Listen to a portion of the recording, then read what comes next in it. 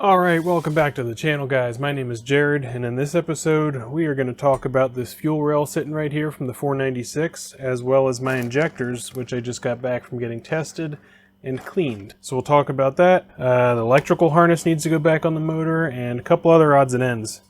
So let's get to it. Back in 2017, I began a full restoration of my 96 Bayliner by tearing it apart all the way down to the hull. From there, I began the rebuilding process, which included learning to fiberglass, rebuilding an engine and outdrive, learning to fair and paint, and even upholstery. Now, I've bought a 28-foot cabin cruiser, and I'm starting all over. Welcome, my name's Jared. Now get ready, because it's going to be a ship show. Okay guys, what I got sitting on the bench here in front of me is the fuel rail from the 496.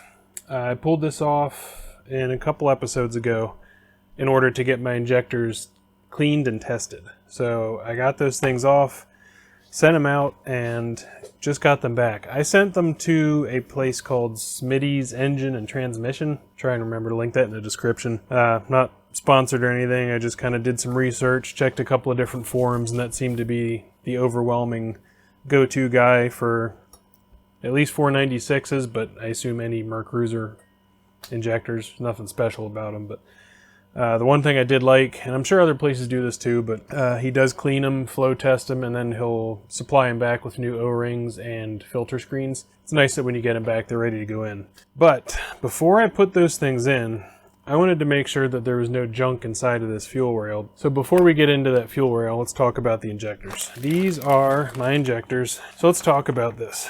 So he supplied me back with a flow test sheet, obviously 8 injectors, and everything tested across the board very consistently. I'm not going to go into numbers because, to be honest with you, I don't even really know what they mean. But there was one injector of the 8 that was about 10% low. So he tested it, tested low, cleaned it, tested again, still low, and he said he even used his most aggressive cleaning solution and still tested low. I ended up having him replace that one with a new injector, which he then retested the entire lot, all 8 together, and it's right in lockstep with the other 8. I'm glad for that reason that I did get these tested and cleaned, because a bad injector, I think I mentioned this before, that's a quick recipe for big engine problems.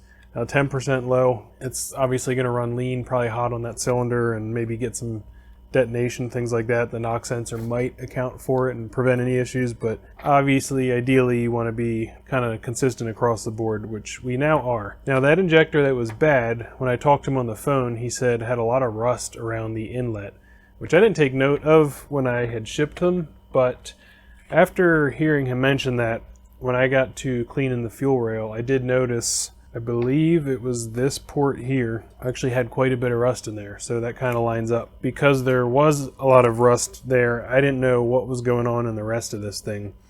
My theory is, the way this was sitting in the boat, there was probably some water in the fuel that kind of migrated down to that one end of the fuel rail, and then obviously the boat sat for 3-ish years with that water sitting in the one spot, leading to the rust. Now, what I did with this is, and I didn't record this because I didn't think it was worth showing, but I basically set this in a plastic tote and got a submersible pond pump. So I took the hose from the pond pump, ran it to the fuel rail, and circulated vinegar through it to try and break down any fuel varnish or rust inside of there, just really any particles, to break anything loose and flush them out. So I basically let that run for 15-20 minutes, and then obviously kind of switched hoses to both sides, so I got good flow through both sides.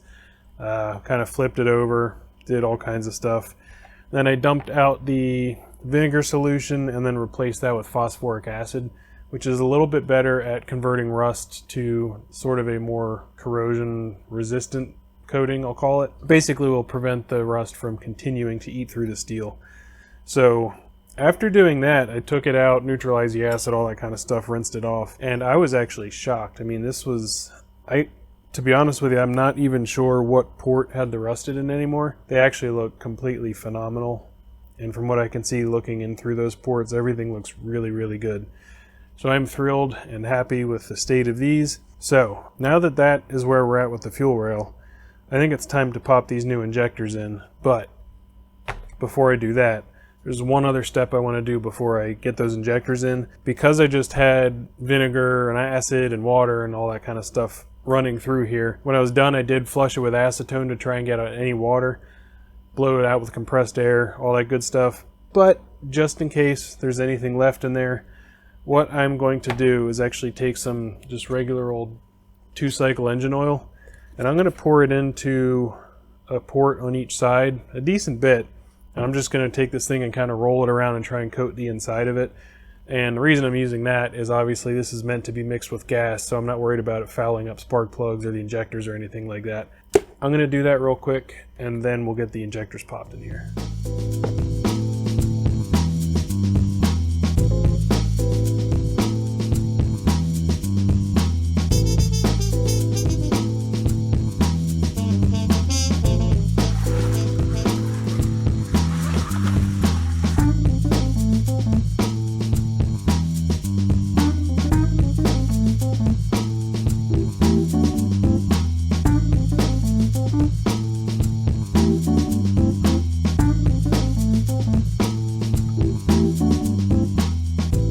Alright, now that we got those ports filled with the oil and all kind of swished around and all that stuff, made kind of a mess, but anyway, let's get these injectors popped back in. Get them out of the bag here, and threw in a little tube of grease for the O-rings. That's kind of cool. Pretty straightforward. A little grease on the O-ring, and pop it in.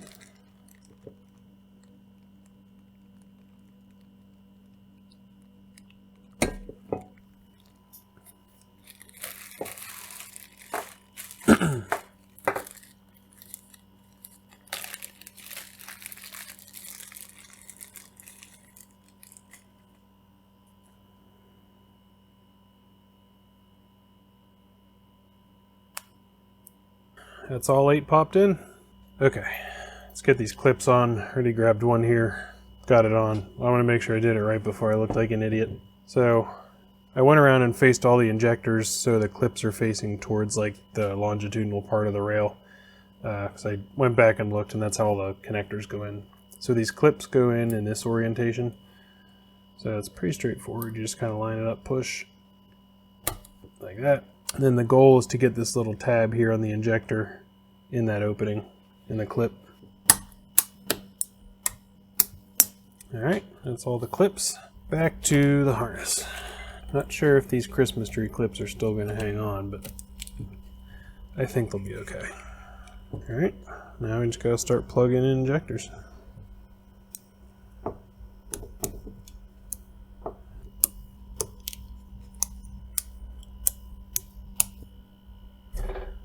Alright, this thing's officially ready to go.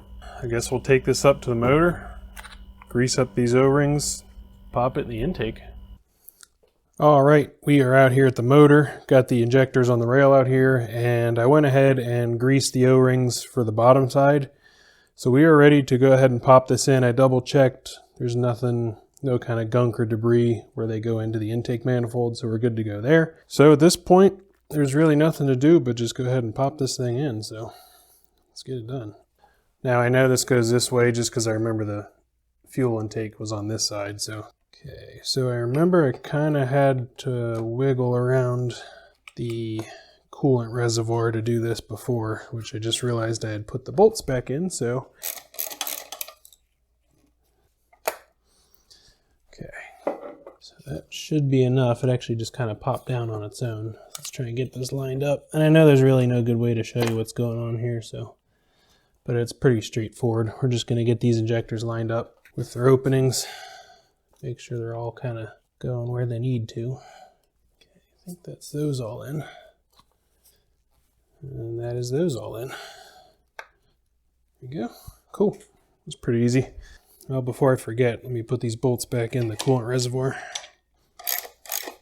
Okay, now we need to get these studs back in that hold the fuel rail to the intake manifold. There's 2 on each side.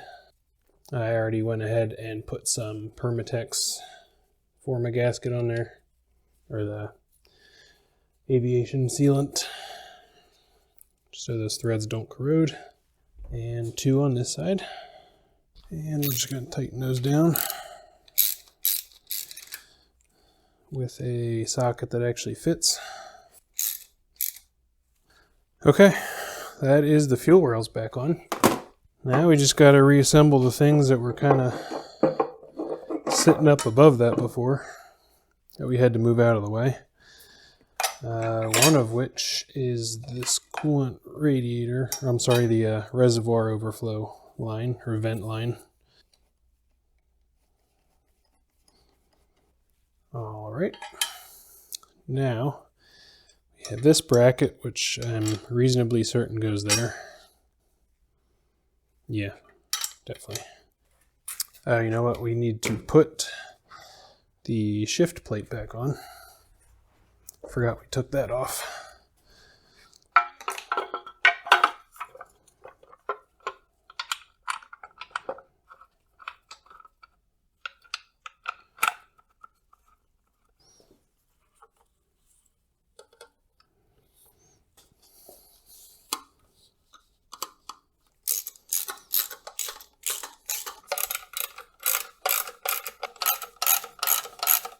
Now we need to reinstall the idle air control hose, which goes up to the throttle body. Let's pop that guy on.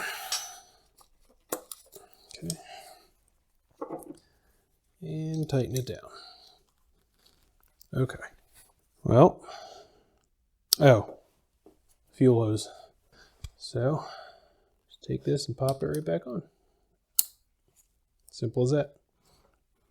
I think we can consider the fuel rail installed. Cool.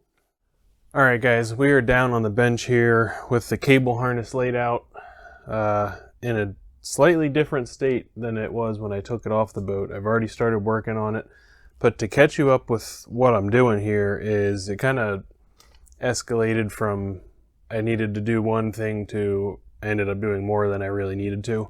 So, if you remember, I installed a high output alternator on the motor, a 105 amp alternator. So, that is using this orange cable here, which if I had to guess, I can't find any markings on it, but I'd say is no bigger than 8 gauge. And that is just not going to cut it for 105 amps. So, I need to upgrade this wire, and you could just add a new separate wire and not use the one in the harness, but for the sake of cleanliness, I decided to kind of dismantle the harness, remove all the old split loom. It was really gross anyway, it had like oil and dirt on it.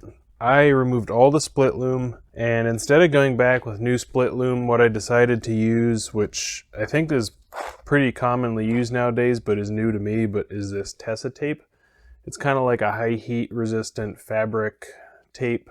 You see it a lot on German wiring harnesses in cars and stuff like that, and this is rated for in an engine bay, so there's no issue with using this on here. So, like I said, I've already removed all the split loom, and I've even started retaping this end of the harness because I didn't have to make any changes, and I was waiting to get in this stuff, which is orange flex sleeve, because the cable I got to replace the wire for the alternator is 4 gauge, but I didn't buy orange cable, I just bought black because that's going to be more useful in the long run because I ended up buying a spool of it. So to mark it as orange, so it kind of is consistent with the Mercruiser harness, so I don't forget in 5 years what that wire's for. I'm going to throw this orange flex sleeve on top of this. We are going to crimp on some new terminals and kind of lace it through here in the same path as the existing one. And then I'll take my tape, retape the rest of the harness, and we'll catch up at that point.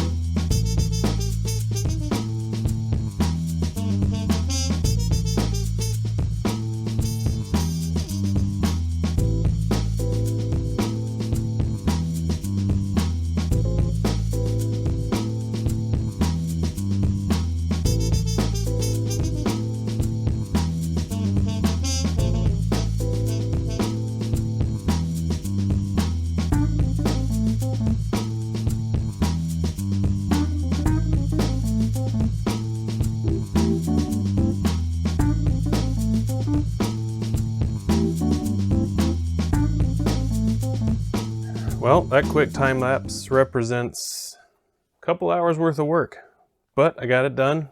Happy with how it turned out. Got the new alternator 4-gauge wire installed in the harness, got it all taped up. To be honest with you, I think this stuff is awesome. I'm never using split loom again. I love the way this goes on, looks. It's pretty cool. A couple other things I want to mention before I get this installed back on the motor. One of which is this thing here. This is the, I think in the Mercruiser manual or parts catalog, they call it like the Terminator. It'll be back. But this one won't be back. So this is actually a 90 amp fuse that mounts right to the starter. And the battery cable goes to this. And then the alternator wire also mounts to this and then runs to the alternator. So what I did is ordered this is called an MRBF fuse. It's not exactly the same, but it's very similar in design.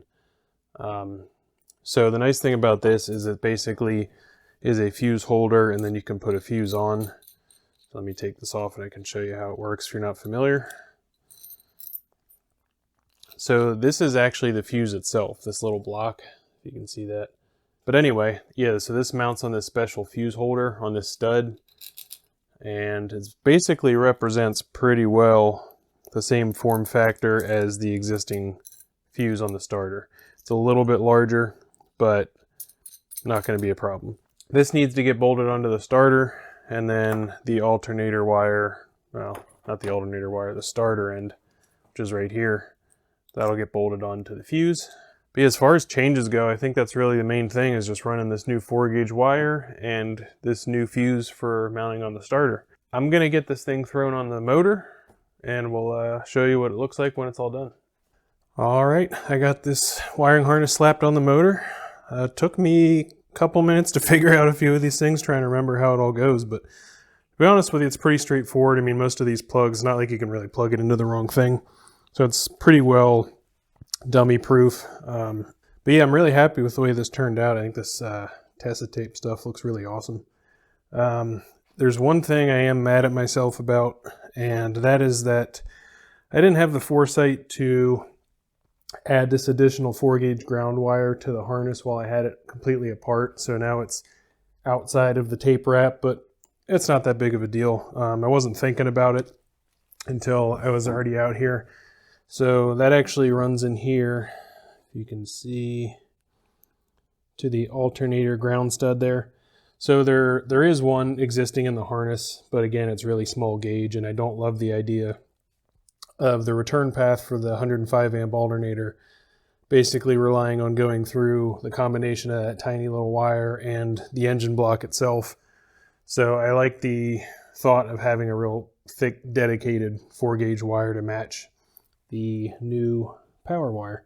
It is what it is. It's outside of the harness now, but it still looks pretty good. So I got that installed on there. Everything else kind of... Oh, I did also go around and relabeled every single connector. It's not really necessary. Again, like I said, most of this stuff can really only plug in one place, but I just figured it only took an extra couple of minutes to do it. So it's nice having that done. Here's the starter end down here with that new MRBF fuse. Sorry, it's kind of dark, but so there it is. Got that all installed, looking good. So yeah, that's about it. The only thing I really need to do on this motor is top off fluid. So get the power steering fluid in. The coolant system's already filled. I already pulled the oil out, filled it with new oil. Got to put some drive lube in. But yeah, other than that, it's kind of just a waiting game at this point till the weather gets nice enough that we can actually test this thing. And with that being said, we still have a lot of stuff laying around here in pieces and parts that this to-do list just keeps getting much bigger faster than it's getting crossed off. Still got the generator sitting here apart. The out drive, oh, there's still a lot to do there. And then we got all the out drive parts out here, which have been not sandblasted, but soda blasted to clean them up a little bit. And got all the parts over there to go inside of the new drive. Oh, and over here, got the other car pulled out and got sort of a little workstation set up with a bunch of new foam so I can start re-foaming the seats to get ready for upholstery. There's a lot going on right now. Alright guys, well that is going to do it for another episode on the channel here. Thanks again for watching. I hope you guys find this stuff useful. Don't forget to hit that like and subscribe button and hit the notification bell. It really helps out with sharing this around to other people on YouTube that don't know about the channel. So appreciate all of you guys that have been doing that for me. And until next time guys, thanks for watching. Bye.